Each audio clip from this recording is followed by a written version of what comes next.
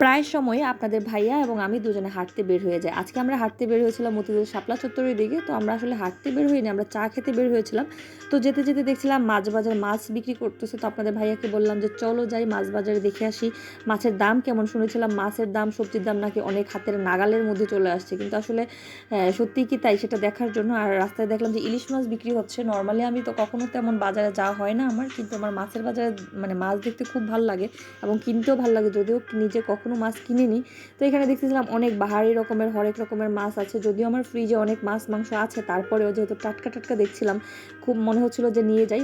মানে অন্যান্য বাজারের তুলনায় হচ্ছে এখানকার বাজারে মাছগুলো অনেক বেশি দাম, কারণ এখানে বেশিরভাগ ব্যাংকার যারা তারাই এখান থেকে কেনাকাটা করে, সেই জন্য হচ্ছে মাছের দাম একটু বেশি এখানে।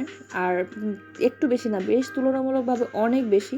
আর এখানে অনেক ধরনের মাছ আছে, সব মাছের নাম আমি জানিও না। আর আমার ফ্রিজে মাছ একদম শেষ না হলে মাছ নিলে দেখা যায় পুরোনো মাছগুলো আর তেমন খাওয়া হয় না, আর নতুন মাছ নিলে শুধু নতুন মাছ খেতেও ইচ্ছা করে।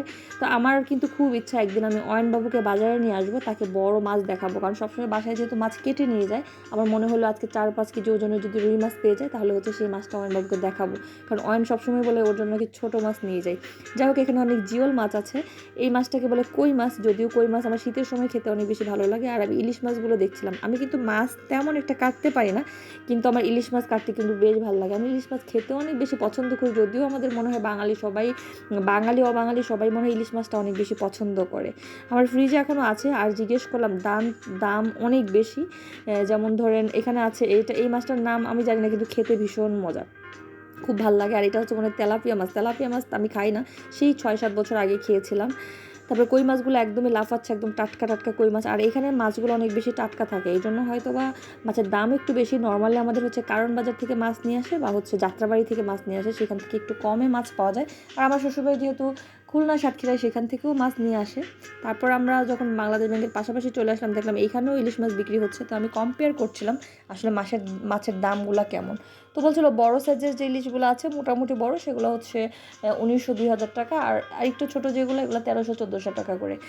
তারপর আপনাদের ভাইয়াকে বললাম যে আসলে কি দাম কম, আপনাদের ভাইয়া বলে যে না। তারপর মাছ কেনাকাটা করে আমরা চলে আসলাম হচ্ছে ফলের দোকানে, যে কী ফল নেওয়া যায়, যেহেতু বাসায় গেস্ট আছে। আর আমি বেশিরভাগ দেশি ফলগুলো নিতেই পছন্দ করি। আর এখানে দেখেন মানে এটা কমলা না, এটা মনে হয় মুসাম্বি, তারপর হচ্ছে ড্রাগন আছে, পেয়ারা আছে, তরমুজ আছে, আর আম আছে। আমগুলো একদম ফরমালিন দেওয়া, তাই আমি নিলাম না, কারণ যেহেতু আমাদের নোহা বাসায় আসছে, মানে আমার ভাস্তা এবং ছোটো ভাইয়ের বউ সবাই আমার বাসায়, ভাবলাম যে একটু ফল টল নিয়ে যাই, তো ড্রাগনটা নিয়ে যাবো। তার কারণ হচ্ছে আমার ভাস্তি মাশাআল্লাহ অনেক বেশি সুন্দরী দেখতে, তো ড্রাগন যদি ওর মুখে গালে মাখানো হয় খুব ভালো লাগবে, আসলে সেই জন্য নিলাম। আর খেতেও অনেক বেশি সুস্বাদু।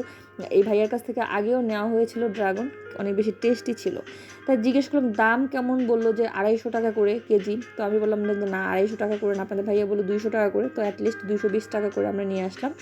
যাই হোক, আমরা চা খাওয়া শেষ করে মাছ কেনা শেষ করে চলে আসলাম হচ্ছে অলরেডি বাসার দিকে চলে যাব। তাই রেডি হচ্ছিলাম, এই তো দুজনে মিলে সুন্দর করে আমরা বাসার উদ্দেশ্যে রওনা দিয়েছি। কে কোথা থেকে ভিডিওটি দেখছেন আর কেমন লাগলো ভিডিওটি অবশ্যই জানাবেন। আর কে কে বাজার করতে পছন্দ করেন, আমি কিন্তু মোটেও বাজার করতে পছন্দ করি না বা করি নাই। আল্লাহ হাফেজ।